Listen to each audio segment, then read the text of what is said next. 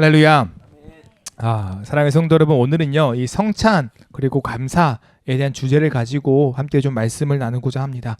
우리 교회 이력에 따르면 보통 11월 첫 주를 추수감사 주일로 우리가 예배를 드리곤 하죠. 아마 교회마다 다를 거예요. 어떤 교회는 11월 셋째 주에 드리는 교회도 있고 또 11월 둘째 주, 11월 넷째 주에 드리는 교회도 있습니다. 그러나 일반적으로는 아마 11월 첫째 주 또는 셋째 주에 많이들 이 추수감사 주일로 예배를 드리곤 하죠. 이날은요 어떻게 보면 초막절이라는 구약의 절기의 유래에 따라서 드려진 절기입니다. 그래서 이날을 통하여 한 해의 수확을 느끼면서 우리 주님께 감사를 고백하는 날이기도 하죠. 여러분, 그래서요 이 시기에요 우리는 추수감사절이 되면 하나님 앞에 감사를 올림과 동시에 또 많은 교회에서 하는 특별한 예식이 하나가 있습니다. 그것이 무엇이냐면 성찬이라는 예식이에요. 물론 이 성찬이라는 예식이요 우리 한국 교회에서는 매주 드려지지 않지만 개혁 신학 안에서는 이 성찬이 매주 드려지기를 원했어요. 그리고 실제로 어떤 교회는 이런 가르침을 따라서 이 성찬을 매주 하는 교회가 있기도 하죠. 그러나 지금 한국 교회 상황 안에서는요 이 성찬을 매주 드리기보다는 어떤 특별한 절기에 맞춰서 우리가 거행하고 있는 게 현실이긴 합니다. 그리고 특별히 어떤 절기에 많이 이 성찬을 거행하느냐, 우리가 알기로는 부활절 또는 추수감사절, 이때 가장 많이 한다라고 생각합니다. 또 어떤 교회는 송구영신 예배 때도 이 성찬을 하는 경우가 있어요. 여러분 한번 여쭤볼게요. 왜 많은 이 주일 중에 하필 한국 교회는요 부활절 또는 오늘은 추수감사 주일이니까 이 추수감사 주일에 이 성찬을 하는 것일까요? 왜 수많은 날 중에 이 추수감사 주일, 어쨌든 선택을 했어야 될 거 아니에요, 현 상황에 따라서. 저는 그 이유가요 이 감사라는 주제가요 이 성찬과 연결되어져 있기 때문이다라고 생각을 합니다. 그러니까 성찬의 의미를 바로 알고 우리가 성찬을 참여할 때 우리의 마음 가운데 감사가 나올 수밖에 없기 때문에 이 성찬식을 이 추수감사 주일날 한다라고 생각한다라는 거예요. 여러분, 그래서 오늘은요 우리가 추수감사 주일을 맞이하여서요 이 성찬에 대한 이야기를 좀 깊게 다뤄보고자 합니다. 왜냐하면 우리가 신앙생활 하면서 성찬에 많이 참여했지만 실제로 얼마나 우리가 성찬에 대해서 이해하고 그리고 성찬에 올바르게 참여하는지는 잘 모르겠어요. 그냥 하니까 한다 라고 생각하는 정도의 모습도 분명히 있는 것 같아요. 그래서 오늘 이 시간은요 좀 딱딱할 수도 있고 좀 교리적인 내용이 섞일 수도 있습니다. 그래서 어려울 수 있지만 그래도 이 시간을 통하여서 성경이 이야기하는 이 성찬이 무엇이고 이 성찬에 대해서 우리가 어떤 태도를 가지고 나아가야 하는지를 한번 좀 같이 살펴보았으면 좋겠습니다. 그런 의미에서 오늘 우리가 읽었던 이 본문 말씀은요 명확히 성찬에 대한 이야기예요. 성찬. 오늘 이 말씀을 보니까요 이 그리스도인들은요 성찬을 시행합니다. 그러니까 이 성찬이 뭐예요? 떡과 잔을 나누고 기념하는 게 성찬이거든요. 그래서요 이 떡과 잔을 나누고 기념하는 이 성찬을 이에 대한 말씀을 나누기 전에요 한번 좀 여쭙고자 하는 내용이 있는데요. 무엇이냐면 왜 우리가 성찬을 시행하는가? 그러니까 이와 같은 내용을 좀 살펴볼 거예요. 왜 우리는 성찬을 시행하는가? 이에 대한 어떤 질문을 던지고 이에 대한 답을 살펴볼 거고요. 두 번째는 성찬이 가지고 있는 의미는 대체 무엇인가? 이에 대해서 한번 살펴볼 겁니다. 세 번째는 성찬이 우리에게 주는 유익이 대체 무엇인가? 성찬이 주는 그 유익이 무엇인가? 이에 대한 질문과 답을 살펴볼 거고요. 마지막으로 그렇다면 우리는 어떤 마음으로 이 성찬에 참여해야 하는가? 이에 대해서 오늘 이 말씀을 통해 한번 네 가지를 좀 꼼꼼하게 한번 살펴보도록 하겠습니다. 이 말씀을 살피고 나서 이제 오늘 말씀 이후에 성찬에 참여할 때 정말로 충만한 그 은혜가 정말로 충만한 그 성찬의 예식이 되었으면 간절히 소망합니다. 우리는 왜 성찬을 하는 것일까요? 우리는 왜 성찬을 하는 걸까요? 먼저 이 성찬의 기원에 대해서 한번 생각을 해볼게요. 여러분, 신약 성경은요 이 성찬의 시작이 누구라고 이야기하냐면 예수님이라고 이야기합니다. 오늘 23절에서 이렇게 이야기해요. 내가 너희에게 전한 것은 주께 받은 것이니 라고 이야기합니다. 여러분, 여기서요 이 사도 바울이 고린도 교회에게 전한 것이 있대요. 근데 그것이 무엇이에요? 성찬이다 라는 것이죠. 그리고 이 성찬은 어디로부터 왔냐면 주님께 받은 것이다 라고 그 출처를요 이 사도 바울이 명확하게 이야기합니다.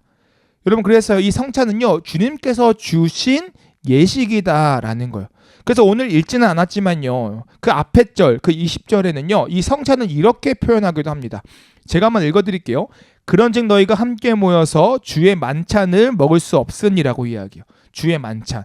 그러니까 그리스도께서 행하신 만찬, 그리스도께서 시작하신 만찬, 그래서 주의 만찬이다라고 표현하고 있다라는 거죠. 그래서 이 성경은요, 이 성찬이 예수님으로부터 시작되었다라고 명확하게 이야기해요.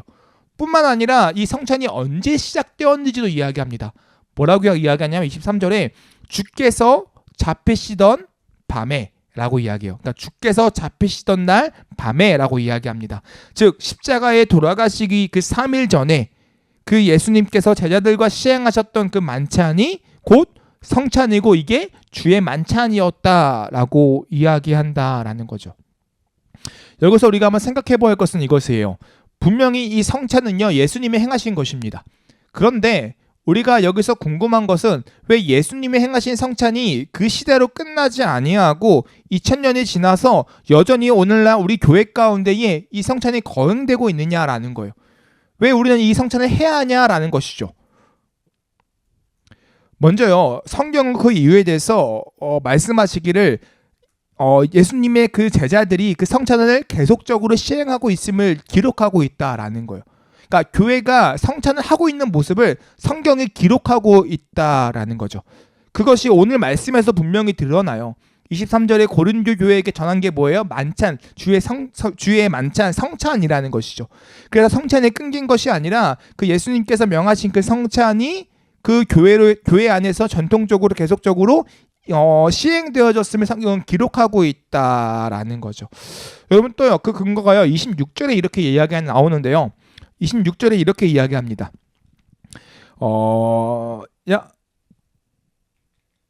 너희가 같이 한번 읽어볼까요? 읽겠습니다. 시작. 너희가 이 떡을 먹으며 이 잔을 마실 때마다 주의 죽으심을 그가 오실 때까지 전하는 것이니라. 아멘. 뭐라고 이야기하냐면 그가 오실 때까지 전하는 것이다 라고 이야기합니다. 그러니까 이 성찬은 주님이 오실 때까지, 그러니까 그리스도의 재림 때까지 계속되어져야 하는 예식이다라고 우리에게 말씀하셨다라고 사도 바울은 이야기한다라는 거예요. 그래서 이 성찬은요 예수님이 제정하신 성찬이면서 동시에 계속되어져야 하는 거룩한 예식이다라는 거죠. 여러분 이와 같은 예식이요 왜 신약 시대에서만 끝나는 것이 아니라 오늘까지 이어져야 되는 이유가 또 어디에 있냐면요, 이 예식이요 구약의 말씀과도 연결되어져 있습니다.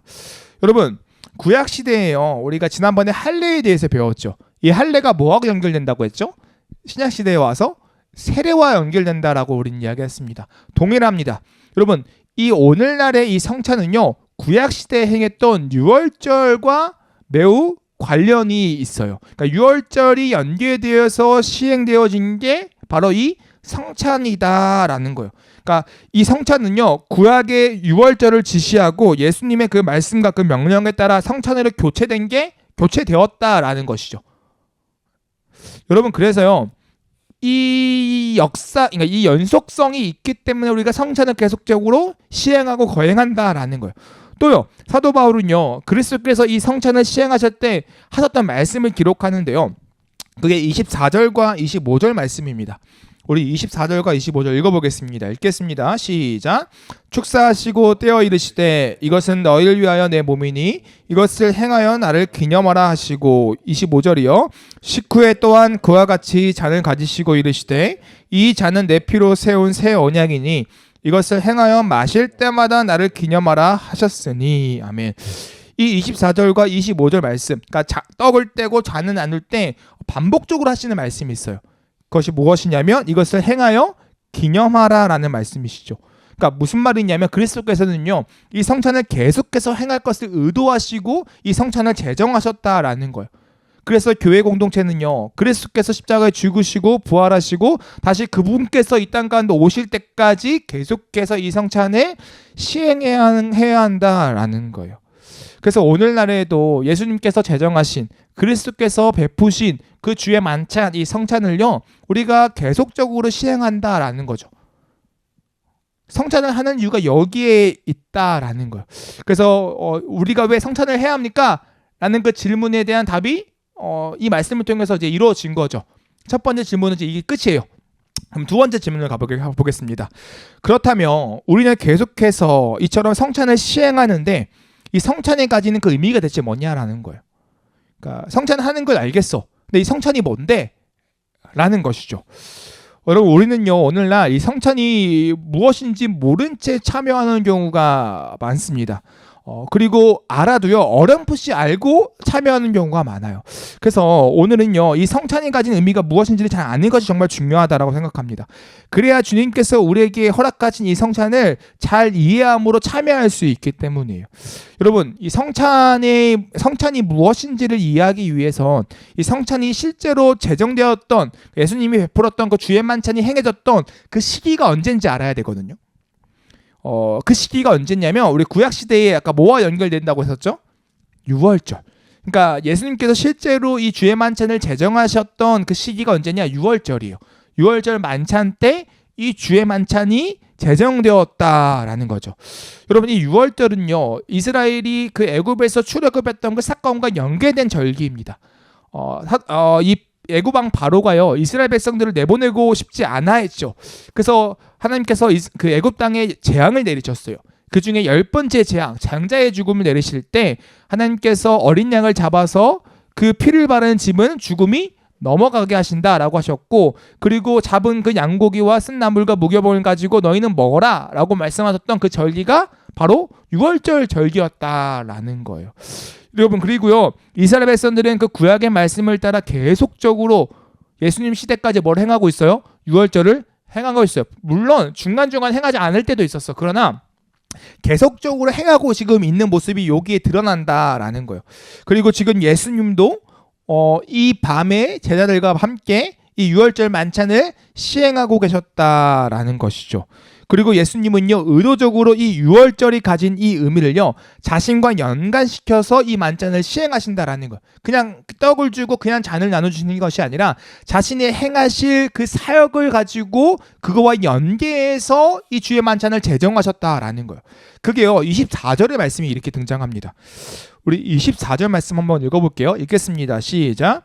축사하시고 떼어 이르시되 이것은 너희를 위하는 내 몸이니 이것을 행하여 나를 기념하라 하시고, 뭐라고 말씀하세요? 떡을 들죠. 그 떡을 떼셨다라는 거예요. 그리고 이것은 너희를 위하는 내 몸이다라고 말씀하시죠. 여러분, 예수님은요 그 떡을 뭐라고 해요? 자신의 몸이다라고 이야기해요. 그리고요 제자들이 보는 앞에서 어떻게 떡을 떼셨죠. 찢으셨다라는 거예요. 여러분, 떡이 찢긴다라는 것은요 무엇을 보여줄까요? 예수님께서 명확히 말씀하시죠. 이거는 내 몸이다. 그리고 떡을 찢으셨다라는 거예요. 그러니까 예수 그리스도의 몸이 찢기심을 보이신 사건이다라는 거죠. 지시하고 있다라는 거예요. 그 떡의 찢기심이 그리스도의 몸의 찢기심을 지시하고 있다, 가르치고 있다라는 거죠. 그 말의 뜻은 무엇이냐? 죽음을 의미한다라는 거예요. 또 뿐만 아닙니다. 25절에요 또 이렇게 이야기해요. 식후에 또한 그와 같이 잔을 가지고 이르시되 이 잔은 내 피로 세운 새 언약이니 이것을 행하여 마실 때마다 나를 기념하라 하셨으니. 아멘. 이제는요 모든 식사가 끝나고 나서 예수님이 잔을 드세요. 그리고 나서 이 잔을 뭐라고 해요? 피로 세운 내 새 언약이다 라고 말씀하시죠. 그러니까 예수님께서 이 잔을 뭐라고 해요? 피라고 해요. 내 피. 그러니까 이 피가 뭐예요? 우리를 위하여 흘리신 십자가에 죽으신 그리스도의 피임을 예표 가르치고 있다라는 거예요.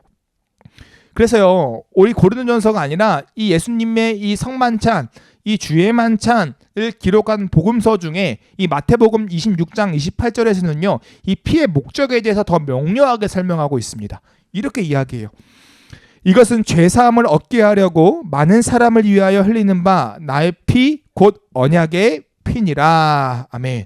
그러니까 죄사함을 얻게 하려고 많은 사람을 위하여 흘리는 피가 이 잔이야 라고 가르치고 말씀하고 계신다라는 거죠. 그래서 예수님은요 이 빵과 잔을 통해 뭘 가르치냐면 자신의 희생, 자신의 죽음을 말씀하고 계신다라는 거예요. 그것을 위하여 일부러 주의 만찬을 가르치신다라는 거죠. 여러분, 실제로 유월절도 뭘 가르쳐요? 죽음을 넘어가는 사건이죠. 그렇죠? 출애굽 당시에 이 어린 양을 잡음으로써 그 피를 바름으로써 그 장자의 죽음이 넘어갔단 말이에요. 예수님께서는 그와 같은 유월절의 어떠한 이 의미를 가지고 오셔서 어린 양 대신 그리스도께서 몸이 찢기시고 피를 흘리심이 너희의 죄의 문제가 해결돼 죽음이 넘어가는 거야 라는 것을 가리키고 보이시는 사건이 이 만찬, 이 성찬에 대한 의미다라는 거예요. 그래서요, 이 성찬에 대해서요, 제가 좋아하는 이제 신학자 중에 이 헤르만 바빙크라는 신학자가 있는데 이 신학자가 이렇게 이야기하더라고요. 한번 읽어볼까요? 다 같이요. 읽겠습니다. 시작.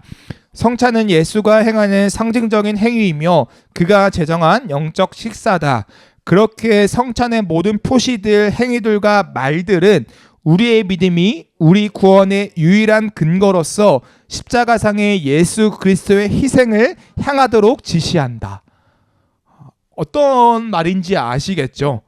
그러니까 우리가 이 성찬을 통해서 죄인들을 위하여 찢기시고 그 피 흘리신, 그 몸이 찢기시고 그 피 흘리신 그 예수 그리스도를 보게 된다라는 거예요. 그 떡에 참여할 때, 그 잔에 참여할 때 그분의 그 죽으심과 희생을 우리가 보게 된다라는 거죠.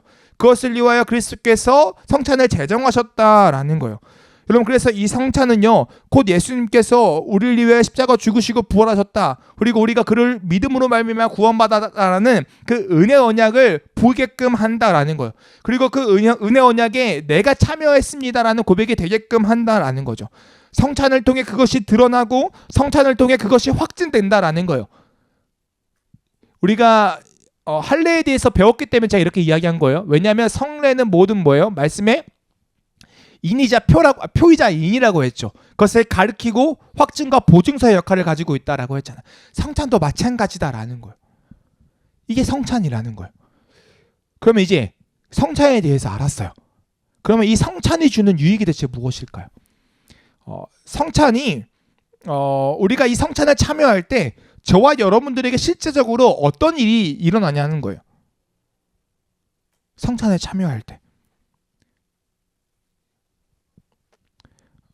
우리가 이것을 알기 위해서는요, 주님께서 성찬을 허락하실 때 하셨던 말과 행동들을요 좀 면밀히 살펴봐야 합니다. 우리 예수님께서, 우리 그리스도께서 이 성찬을 제정하시고 행하시면서 이렇게 말씀하셨어요. 우리 고린도전서 11장 25절 말씀인데요, 좀 반복되지만 우리 계속 읽어볼게요. 여기 다 힌트가 있어요. 읽겠습니다. 자, 시작. 식후에 또한 그와 같이 잔을 가지시고 이르시되 이 잔은 내 피로 세운 새 언약이니 이것을 행하여 마실 때마다 나를 기념하라 하셨으니. 아멘.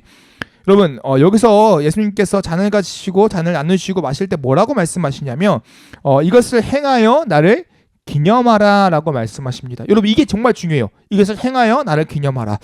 여기서 여러분 먼저요, 우리는 이 기념하다라는 단어를 좀 한번 생각해 보았으면 좋겠습니다. 여러분, 기념하면 어떤 게 떠올라요? 기념. 저는 결혼기념일이 떠올라요. 절대 잊어서는 안 되는 일. 깜빡하면 죽는 날. 뭐 이런 거 있잖아요. 평생 서운할 거 아니에요. 안 서운하시나요, 혹시요? 네. 오케이. 면죄부를 얻었습니다, 여러분. 내니요? 네, 서운하겠죠. 서운하겠죠. 여러분, 그런데요, 제가 이 기념이라는 이 단어를요, 제가 아무리 정의해버려도 좀 모호하더라고요. 제 생각으로. 그래서 표준국어 대사전은 이 기념이라는 단어를 어떻게 정의할까 라고 좀 궁금해서 찾아봤거든요. 이렇게 정리를 하고 있더라고요. 어떤 뜻깊은 일이나 훌륭한 인물 등을 오래도록 잊지 아니하고 마음에 간직하는 게 기념이다라고 이야기하더라고요. 그래서 이 사전의 정의처럼 우리는 기념이라는 단어를 생각하는 것 같아요. 어떠한 특별한 뜻깊은 일이나 어떠한 인물 등을 오랫동안 잊지 않도록 간직하는 그게 기념이고, 그런 날을 기념일이라고 생각하는 것 같아요. 그래서 뭐 우리 연애하시는 분들은 뭐 100일, 뭐 200일, 뭐 300일, 1년, 2년, 3주년 뭐 이런 거 하잖아요. 그죠? 결혼기념일 뭐 이런 거. 이런 게 어떻게 보면 이제 그와 같은 의미에서 시행되어지는 뭐 기념일이지 않을까라고 생각을 합니다. 그렇다면 이와 같은 이제 개념을 가지고요, 우리 주님이 말씀하셨던 이 성찬 가운데에 이것을 행하여 기념하라 라고 말씀하셨던 그 말씀이 이와 같은 개념이라면 우리는 그것을 어떻게 생각해야 될까요? 그러니까 우리는 늘 주님이 행하셨던 일을 잊지 않고 마음에 간직하다가 성찬을 통해 그날에 있었던 일들을 기억하는 것이 될 것 같아요. 그죠? 근데 저는요, 이 말이요, 틀린 말은 아니지만 조금 풍성하지 않는 말인 것 같아요. 그러니까 기념하다라는 게 그냥 마음에 간직하다가 그날만 되면 더 생각하는 거, 이게 조금 아쉬운 해석인 것 같아요. 왜냐하면 이게요 어떤 이냐면 내가 뭔가 계속 가지고 있다가 내가 좀 더 뭔가 이게 꺼집어내는 느낌이잖아요. 근데 성경이 이야기하는 기념은 조금 더 풍성한 기념인 것 같습니다. 왜냐하면 실제로요 이 기념하다에 쓰여진 단어는요 헬라어 이 아남네시스라는 단어인데요. 이 단어는 우리가 보통 아까 이야기했던 것처럼 상기하다, 기억해낸다라는 의미를 가지고 있어요. 그런데 그 당시 헬라 사람들이 썼던 이 기억하다, 상기하다라는 그 의미 속에서 어떤 뉘앙스가 좀 더 담겨 있냐면요. 그냥 기억하고 상기하다는 것이 아니라 잃어버렸던 진리를 다시 되찾는다라는 어떤 의미가 포함되어 있어요. 그러니까 내가 진리를 갖고 있었는데 잊고 있었어. 근데 그것을 다시 회복하는 거, 진리를 다시 찾는 거. 그거의 개념이 이 아남네시스라는 이 헬라어에 포함된 개념이다라는 거. 그럼 여기서 전제는 무엇이냐면요. 이미 성도들은요. 이 예수 그리스도의 그 진리, 그 복음의 진리를 갖고 있는 거죠. 이미 그리스도와 연합한 자고요. 이미 그리스도와 교제한 자고요. 이미 그리스도의 그 충성하신 그 은혜 가운데 참여한 자예요. 그러나 우리가 인생을 살아가면서 그 은혜를 잃어버린 채 연약함 가운데 살아갈 때가 있다라는 거죠. 무너질 때가 있잖아요. 그런데 이 성찬을 통하여 이것을 행하여 기념하는 거, 진리를 다시 회복하는 시간이 이 성찬이라는 거예요. 어떤 느낌인지 아시겠어요? 그냥 내가 가다가 진리를 잊고 살다가 내가 그냥 꺼집어내는 것이 아니라 이것을 행할 때 하나님께서 그것을 기념하게끔 하신다라는 의미가 포함되어져 있다라는 거죠. 그래서요. 이 성찬에 우리가 참여함으로써 다시금 진리를 기억해내는 것은요. 이 성찬은 우리로 하여금 우리의 믿음이 강해지고 자라나게 하는 유익을 준다라는 것이 포함되어져 있다라는 거예요. 그러니까 이 성찬을 통해서 우리의 믿음이 강화되고 우리의 믿음이 자라난다라는 거예요. 이게 성찬을 주는 유익이라는 거죠. 성찬에 참여할 때 생기는 일들이라는 거예요. 이와 같은 일들이 어떻게 가능하냐? 여기서 또 하나의 개념이 있는 거예요. 뭐냐면 먹고 마신다의 개념이에요. 이와 같은 일들이 어떻게 가능해요? 우리가 먹고 마시기 때문에 가능합니다라고 이야기하는 거죠. 여러분, 이 먹고 마시면 뭐예요? 교제입니다. 교제. 나눔이에요. 우리가 식탁 교제라고 이야기하죠.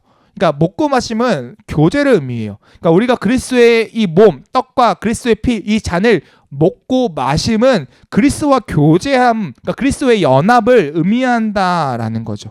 그렇게 우리는 그리스도의 교제를 통해 우리는 다시금 진리를 아남네시스 깨닫는, 기념하는 거, 상기시키게 되는 것이죠. 여러분 그런데요. 여기서 이제 많은 교리적인 어떤 갈라짐이 나옵니다. 이 먹고 마심에 대해서. 그러니까 그리스도를 먹고 마심에 대해서 어떻게 이해하느냐에 따라서 오랜 기독교 역사 가운데의 다양한 이런 좀 이론들, 교리들이 탄생하기 시작해요. 무엇이 있냐면 대표적으로 세 가지만 이야기할 수 있습니다. 우리가 보통 카톨릭에서 이야기하는 화채설이 있어요. 또 찌블링그 종교개혁자 찌블링글리가 이야기하는 공제설이 있습니다. 그리고 우리 이제 존 칼빈이 이야기하는 영적 임재설이 있어요. 이 세 가지가 있어요. 근데 우리 보통 일반적인 우리의 교회 안에서는 뭘 따르냐면 칼빈은 영적 임재설을 우리가 따릅니다. 그래서 이 세 가지를 다 설명하고 싶지만 시간 관계상 우리 이 세 번째 거 우리가 믿는 그리스도를 먹고 마심이 무엇인지를 한번 좀 나눠봤으면 좋겠어요. 우리는 먹고 마심을 이 칼빈이 이야기하는 이 영적 임재설로 이해하는데요. 이 칼빈은요. 이 떡과 잔이 실제로 그리스도의 몸과 피로 변한다라고 생각을 하지 않습니다. 이게 변한다라고 이야기하는 게 어디냐면 아까 화채설을 그렇게 이야기하는 거예요. 그래서 실제로 천주교에는요. 우리 그런 거 보셨나요? 얘기 안 하려고 했지만 이 성찬을 하고 나서요. 이 성찬을요. 함부로 버리지 않습니다. 함부로 버리지 않아요. 남은 성찬을 보관하는 보관사가 따로 있대요. 저는 보지 못했어요. 네, 그게 있대요. 그래서 그것을 보관해야 돼요. 왜냐하면 그 잔과 그 빵은요. 뭐로 변한 거예요? 그리스도의 몸과 그리스도의 피를 변한 거예요. 그렇기 때문에 그걸 함부로 버릴 수가 없는 거죠. 그래서 어떤 문제가 있었냐면 이 빵을 떼면요. 부스러기가 생기잖아요. 그러니까 이 부스러기를 어떻게 처리하느냐도 문제가 생기는 거예요. 그러니까 이런 여러 가지 문제가 발생했다라는 거죠. 그러나 우리는 칼빈은 그것을 그렇게 보지 않는다라는 거예요. 정말로 이 실체가 이 본체가 뭘로 변한다? 이 예수 그리스도의 몸과 피로 변하는 것이 아니라고 생각했다라는 거예요. 그것을 부인해요. 칼빈은 여기서 그리스도의 몸을 먹는다라는 거, 그리스도의 피를 마신다라는 것은요, 이 믿음의 관점에서 이해했다라는 거예요. 그러니까 우리가 예수 그리스도 믿는 믿음으로 말미암아 그리스도의 이루신 모든 구속 사역을 믿는 믿음으로 말미암아 우리가 구원받았다라고 이야기할 때 우리가 그리스도와 한 몸을 이룬다라고 이야기하죠. 그렇죠? 우리가 구원받으면 우리가 그리스도와 한 몸을 이룬다라고 이야기하잖아요. 그렇죠? 그래서 머리 대신 예수 그리스도와 지체된 우리라고 이야기하죠. 여러분 이게 어떻게 가능해요? 뭘 통하여? 뭘 통하여 구원받죠? 우리는 믿음을 통하여. 그러니까 그리스도와 한 몸을 이룸의 가장 중요한 통로가 믿음인 것처럼 이 믿음은 누가 일으켜요? 그리고 성령님이 일으키신 거죠. 이와 같은 개념 안에서 우리가 예수 그리스도 한 몸을 이룬다라고 했을 때 이 성령의 그 일하심, 그 성령의 연합을 통하여 우리가 그리스도의 몸과 그리스도의 그 피를 먹고 마신다라고 칼빈은 임한다라는 거예요. 그래서 이 성찬을 통해서요, 그 시간 가운데 성령님의 영적 임재가 일어나고 그 성령님의 영적 임재 가운데 우리가 그리스도의 몸과 피를 마심으로써 하나님과 교제하고 그리스도의 한 몸 안에서 그리스도를 즐기고 누리면서 아까 이야기했던 그 아남네시스, 그 주님이 우리를 향하여 죽으신 그 십자가의 피 흘리심과 찢기심을 다시 한번 누리게 되면서 우리의 연약했던 믿음이 강해지고 우리의 믿음이 우리의 영적인 양육이 일어나는 그 놀라운 일들이 이 성찬 가운데 있어라고 이야기하는 게 칼빈의 영적 임재설이다라는 거예요. 그래서 우리의 성찬은요, 이와 같은 영적 임재의 유익이 있음을 고백하면서 참여하는 게 성찬이다라는 거예요. 이게 성찬인 거예요. 이게 성찬이 주는 유익인 거죠. 여러분 여기서요, 우리가 착각하지 말아야 하는 것은 딱 한 가지가 있는데요. 이 성찬이요, 이 성찬을 통해서 처음으로 그리스도와의 영적인 교제, 그러니까 연합이 일어나는 것은 아닙니다. 이미 그리스도의 교제 가운데, 연합 가운데 있는 자들에게 주시는 유익이 성찬인 거예요. 그러니까 그리스도의 연합과 교제는요, 믿음을 통하여 이미 이루어진 상태인 거죠. 성찬 때 다시 생긴 게 아니에요. 아까 얘기했죠. 진리를 이미 갖고 있는 자라고 이야기를 했어요. 그리고 그것이 그럼 다시, 그럼 처음으로 그것이 언제 공표가 될까요? 이 세례 때 공표가 되는 거예요. 우리가 물론 세례 전에 이미 하나님께서 성령님을 통하여 우리의 믿음을 고백하게 하시죠. 그러나 그 세례를 통하여 어떻게 해요? 우리의 믿음이 공적으로 많은 사람들 앞에서 표와 인, 확증, 도장 빵빵빵 이게 된다라는 거예요. 여러분 그래서요, 성찬은요, 그리스도와 연합한 자들이 그리스도의 몸과 피를 먹고 마심으로써 다시금 성령 안에서 그리스도와 교제하는 것, 이것이 성찬이고 이것이 성찬이 가지는 유익이다라는 거예요. 여기까지가 이해가 되시나요? 네. 그래서요, 제가 좋아하는 헤르만 바비크 이분이요, 실로 대단해요. 대단한데 이분이요 이렇게 또 이야기하더라고요. 한번 좀 같이 읽어보겠습니다. 읽겠습니다. 시작. 성찬 가운데 성령을 통하여 그리스도의 인격 따라서 그리스도의 몸과 피와 영적 교제가 이루어지고 이것을 통해 신자들이 영색하도록 양육되고 새롭게 된다는 칼빈의 주된 생각은 다양한 개혁파 고백서에서 채택되었고 개혁파 신학의 공동 자산이 되었다. 네. 무슨 말씀인지 알겠죠? 우리가 아까 나누었던 그 내용이 우리의 보통 성찬에 참여하는 자들의 고백이다라는 거예요. 여러분 그래서요, 예수님께서 이 성찬을 제정하신 목적이 여기에 분명히 나타난다라는 거죠. 바로 성도들의 영적인 양육을 위함이다라는 거예요. 이 성찬을 통하여서 우리의 영혼이, 우리의 영적 생명이 양육되고 강화되어진다라는 것이죠. 그리고 이 성찬은요, 뭐 근거 없이 발생하는 것이 아니에요. 우리가 성례는 뭐에 근거한다고 했죠? 세례와 성찬은 말씀에 근거한다라고 했어요. 그래서 우리가 가시적 말씀, 비가시적 말씀, 그에 대해서 이야기를 나눴던 걸 기억하시나요? 그래서 성찬은요, 말씀 아래에서 시행되고요, 말씀 밖에서 시행될 수가 없다라는 거예요. 오직 말씀에 근거한다라는 거죠. 그래서 성찬은요, 믿음을 통해 말씀으로부터 받은 것을 강화시키고 확증하는 것이다. 성찬은 이 믿음으로 받는 자의 믿음에 관한 확증과 보증이 된다라는 것이에요. 그래서 우리가 성찬을 받으면요, 뭐 세상에 뭐 다른 은혜가 주어지는 것이 아니라 다른 방식을 통해서 믿음이 강화되는 것이 아니라 하나님께서 말씀을 통해 주셨던 그 은혜를 통하여 우리의 믿음이 강화되고 우리의 영적인 양육이 이루어지는 것이다라고 이해할 수 있다라는 거예요. 그래서요, 우리가 지난번에 할례에 대한 이야기를 나누고 세례에 대한 이야기를 나누면서 하나님께서 우리에게 믿음을 강하게 하시고 우리의 연약함을 다시 한번 해오시는 그 은혜의 수단들을 주셨다. 그게 말씀에 기초한 것인데 대표적으로 말씀과 세례와 성찬이 있습니다 라고 우리가 고백을 했던 이유가 여기에 있다라는 거예요. 이런 번외로요, 한 가지 더 이야기하고 싶은 것이 있습니다. 왜 우리에게 주시는 하나님의 그 은혜의 수단이 많으면 좋잖아요. 근데 왜 성경은 세례와 성찬만 있는 것일까요? 왜 우리는 한국교회 안에서 전 세계 교회 안에서 왜 세례와 성찬만이 하나님의 은혜의 수단으로서 고백하고 하는 것일까요? 여기서 생각을 해봐야 돼요. 많은 사람들은 은혜의 수단을 자꾸 만들려고 하거든요. 근데 그게 불가능해요. 왜냐하면 은혜를 주시는 분이 누굴까를 생각하면 그 답이 나옵니다. 여러분, 은혜를 주시는 분이 누굴까요? 하나님 한 분이시겠죠. 그러니까 하나님 외에는요, 그 인간에게 은혜를 주실 수 있는 존재가 없다라는 거. 인간에게 유일하게 은혜를 허락하시는 분은 딱 한 분, 하나님뿐이 안 계신다라는 거죠. 하나님 외에는요, 그 누구도 은혜를 인간에게 베풀 수 없다라는 거예요. 만약 그것이 가능하다 여기잖아요. 그럼 우리가 우리 위리드에서 나누었던 그게 뭐예요? 우상인 거죠. 그것을 나의 하나님, 그 존재를 통해 내가 은혜를 받을 수 있어라고 우상을 섬기는 것밖에 안 된다라는 거예요. 그렇게 오직 하나님이 제정하신 그 거룩한 예식만이 은혜의 수단들로서, 그 말씀에 근거한 은혜의 수단들로서 우리에게 주어진 것이다 라고 이야기할 수 있다라는 거예요. 그래서 우리는요, 천주교와 다릅니다. 카톨릭과 달라요. 카톨릭과 다르게 우리는 세례와 성찬, 7성례가 아니에요. 우리는 세례와 성찬이라는 두 가지 성례밖에 없다라는 거죠. 자, 이게 번외의 이야기였어요. 그럼 제가 마지막 질문으로 넘어가 보겠습니다.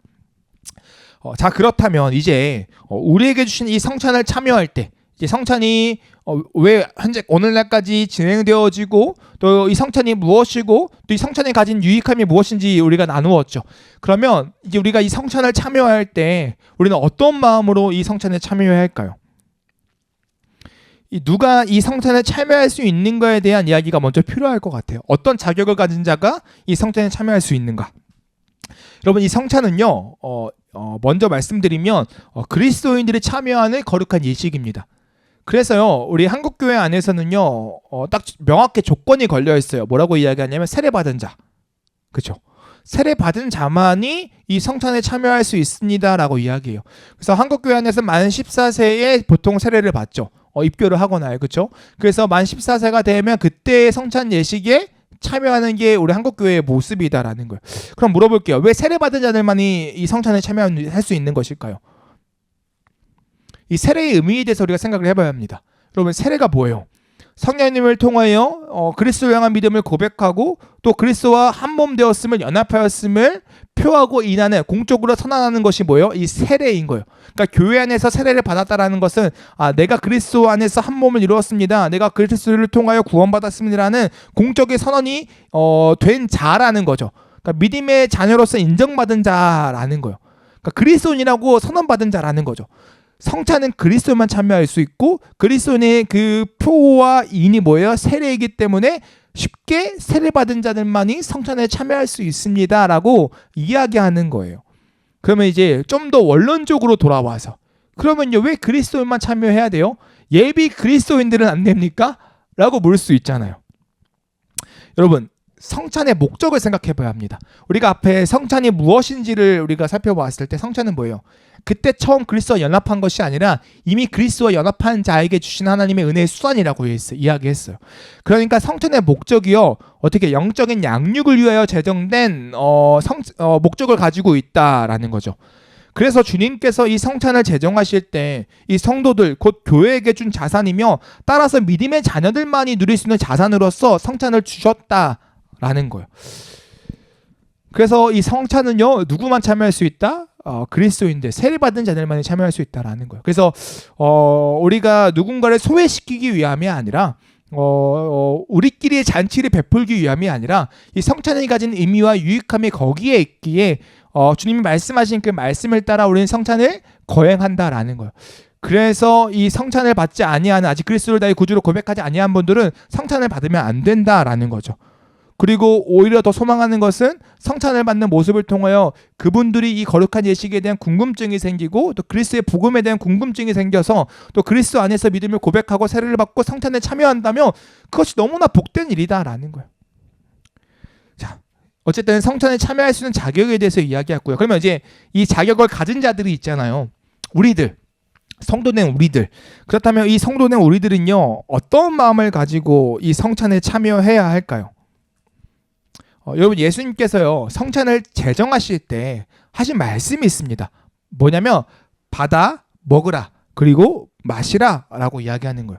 무슨 말이냐면 성찬을 받는 자들의 의식적이고도 능동적인 행위를 말씀하고 계세요. 그러니까 우리가 성찬에 참여할 때 능동적인 마음을 가지고 참여해야 한다라는 거예요. 그리고 이 능동적인 마음은 어떤 마음이냐? 이어서 오늘 말씀에서는요 이렇게 권면합니다. 사도 바울이 이렇게 권면해요. 28절이요. 사람이 자기를 살피고 그 후에야 이 떡을 먹고 이 잔을 마실지니 라고 이야기합니다. 그러니까 자기를 살펴야 한다라고 이야기한다라는 거예요. 여기서 자기를 살핀다라는 것은 자기를 돌본다라는 거죠. 돌아본다라는 거예요. 뭘 돌아봐요?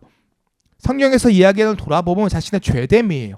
내가 나의 과거의 나의 모습에 죄인의 모습이 있지 않았는지, 죄의 모습이 있지 않았는지를 돌아보고 이 떡과 이 잔을 먹고 마셔야 한다라고 이야기한다라는 거예요. 자, 여러분 실제로 이제 이렇게 하잖아요. 그러면 고민이 생깁니다. 돌아봐요. 그럼 뭐가 보여요? 내 죄가 보이죠. 나의 추악함이 보여요. 그때부터 이제 긴장합니다. 과연 나는 떡을 먹어도 되는가? 나는 과연 이 잔을 마셔도 되는가? 우리의 죄됨을 발견하면 여러분 어떻게 해야 될까요? 이 떡을 먹지 말아야 할까요? 이 잔을 마시지 말아야 할까요? 과거에는 이제 무섭게 말씀하시는 분들은 이 떡과 잔을 잘못 받으면 죽을 수도 있어 라고 말씀하시는 부흥회사의 시절의 어떠한 이야기도 있었던 것 같아요. 만약에요 죄가 없는 자들만이 이 성찬에 참여합니다 라고 이야기한다면 오늘 준비한 이 성찬은요 그대로 남을 겁니다. 아무도 이 떡과 이 잔을 마실 수 없을 거예요. 그리고 모르겠어요. 혹여나 이 중에 몇 분이 이 떡과 잔을 참여한다면 아마 그분은 교만한 자가 아닐까라는 생각이 들기도 해요. 어떻게 사람이 내 인생을 돌이켜보는데 내 일주일의 삶을 일주일이겠습니까? 뭐 솔직히 성찬이 1년에 2번 한다고 쳐요. 그 6개월 삶을 돌이켜보는데 죄됨이 없을 수 있겠냐고요. 근데 이걸 마신다? 야 모르겠네요. 그분의 그 마음을 좀 돌아봐야 될 것 같아요. 그리고 또 생각을 해볼게요. 예수님께서 이 주의 만찬을 제정하실 때 그 참여했던 게 제자들이잖아요. 그럼 그 제자들은 죄가 없었냐라는 거예요. 분명히 그분들도 우리 사도들도 떡과 잔을 먹고 마셨는데 그러면 그분들이 참여했을 때 죄가 없었냐라고 봤을 때는 그렇지 않았을 거라는 것이죠. 여러분 그래서요 무슨 말이냐면 이 성찬을 받기 전에 우리를 돌아봐야 한다라는 것은 무슨 말이냐면 우리의 죄됨을 보고 우리의 죄됨을 인정하고 고백해야 한다라는 거예요. 이 말은 무슨 말이냐면 회개하는 마음이 있어야 한다라는 거예요. 그리고 이 회개는요 내가 그리스도인을 포기하는 회개가 아니라 내가 그리스도인으로 살아가기 위해서 애쓰고 정말로 노력하는 정말 그리스도인으로 살기 위한 회개가 있어야 한다라는 것을 말씀을 통해 이야기하고 있다라는 거죠. 여러분 그래서요 나의 자신을 돌아보면서 뭘 생각하는 거예요? 나를 위해 십자가 죽으신 그 주님의 몸과 그 피, 그 희생을 떠올리면서 회개함으로 전심으로 또한 그 주님을 향한 그 감사한 마음을 가지고 주님께 나아가는 시간이 되어야 한다라는 거예요. 그리고 이 그리스도인으로서 살기 위한 회개에는 또 한 가지 마음이 동시에 일어나야 하는데요. 무슨 말이냐면 이 성찬에 가진 유익이 있음을 믿어야 한다라는 거예요. 이 성찬은 영적 임재가 있는 하나님의 거룩한 예식이라고 했잖아요. 이 성찬을 통하여서 성령님께서 우리 마음 가운데 일하여 주셔서 나의 연약했던 그 믿음이 나의 연약했던 그 영적 그 상태가 그 성령님의 그 교제 가운데에 그리스도 연합 안에서 이루는 그 그리스도의 교제 가운데에 다시금 회복되어지고 다시금 일어나게 하시는 그 주님의 놀라운 일들이 있는 줄 믿습니다라는 그 기대감도 같이 있어야 한다라는 거예요. 이게 성찬에 참여하는 우리들의 마음이어야 한다라는 거죠. 물론 성찬을 거부할 수도 있어요. 그러니까 내 6개월의 삶, 나의 과거의 삶을 돌이켜봤는데 너무 나의 모습이 죄악된 모습이고 너무나 주님 앞에서 부끄럽고 너무나 나의 모습이 너무나 이 추악해서 내가 성찬을 거부할 수도 있습니다. 괜찮아요. 그러나 이때 우리 마음이 매우 괴로워야 하는 건 사실이죠. 다음에는 내가 꼭 주님 성찬에 이 주님의 하루까지 거룩한 성찬에 내가 참여하겠습니다라는 그 괴로운 마음과 간절한 마음이 있는 고백이 되어야 한다라는 거. 그리고 실제로 교회에서도요 이 징계로서 치리로서 권징으로서 이 성찬을 못하게 막는 경우가 있다라는 거예요. 그렇죠? 그래서 이와 같은 성찬을 멈추는 일도 분명히 있긴 하지만 그러나 분명한 것은요, 성찬은요 믿음을 통해 성령님의 역사하심을 통해 그리스도와 교제하며 그 즐기는 시간이 이 성찬이라는 사실을 우리가 잊으면 안 된다라는 거예요. 여러분, 그래서요 이 성찬은요 매우 복된 것입니다. 매우 복된 것이에요. 그래서 진짜 이 추수감사주일에 거행되는 이 성찬은요 우리로 하여금 감사를 더 고백하게 만드는 수단이라는 거예요. 왜냐하면 은혜의 수단이니까. 나를 위하여 십자가 지신 그 그리스도의 피를, 그 몸과 그 피를 보게 하시고 더 나아가 우리 약해진 어떻게 믿음의 연약함을 일으켜 세워주셔서 다시 강하게 성장하게 하시는 그 양육의 은혜가 있음을 누리는 시간이기 때문에 우리의 입술이 나올 수 있는 것 딱 하나예요. 감사합니다. 주님 너무나 감사합니다. 그 은혜에 너무나 감사합니다. 그리고 우리가 인생을 살아가면서 우리가 최고로 감사할 수 있는 그 사건이 뭐가 있냐라고 따졌을 때 구원이겠죠. 구원이겠죠. 여러분, 그랬어요. 실제로 그리스도께서 잡히시던 날 밤에 이 성찬을 거행하실 때, 그 죽으실 때예요. 곧 죽으세요. 잡히시던 날 밤에 성찬을 거행하실 때 이렇게 말씀하세요. 26절과 27절인데요. 한번 읽어보겠습니다. 마태복음이에요. 마태복음이 이렇게 말씀하세요. 읽겠습니다. 시작. 그들이 먹을 때에 예수께서 떡을 가지사 축복하시고 떼어 제자들에게 주시며 이르시되 받아서 먹으라, 이것은 내 몸이니라 하시고, 27절이요. 또 잔을 가지사 감사 기도하시고 그들에게 주시며 이르시되 너희가 다 이것을 마시라. 아멘. 뭐라고 이야기하냐면 여기서 축복하시고라고 이야기하지만 또 27절은 뭐라고 하세요? 감사기도 하시고라고 이야기해요. 이 축복과 감사가 교차되어서 계속 사용되어지고 있습니다. 무슨 말이냐면 감사하는 시간이었다라는 거예요. 그래서 이 성찬을 참여할 때 그리스도는 뭘 의미하냐면 나를 위하여 십자가 지신 세상을 구원하신 하나님께 감사를 고백하는 시간이었다라는 것을 보여주고 계신다라는 거예요. 하나님의 은혜인 것이죠. 그래서 이 성찬에 참여할 때 우리는요 감사의 마음을 가지고 또 참여해야 한다라는 거예요. 사랑하는 성도 여러분, 우리는요 참된 복된 사람들입니다. 그리스도께서 저와 여러분들 위해 십자가에 죽으셨잖아요. 그리고 그의 몸과 그 피가 우리를 위하여 희생을 당하셨죠. 그리고 우리는 그 희생의 은혜로 구원받은 자의 삶을 살아간다라는 거예요. 그리고 하나님께서는 우리를요 그대로 내버려 두지 아니하십니다. 너 구원받았으니까 너 이제 잘 살아봐, 이렇게 말씀하지 않으세요. 우리에게 은혜의 수단들을 부어주셨죠. 그 중에 하나가 성찬이에요.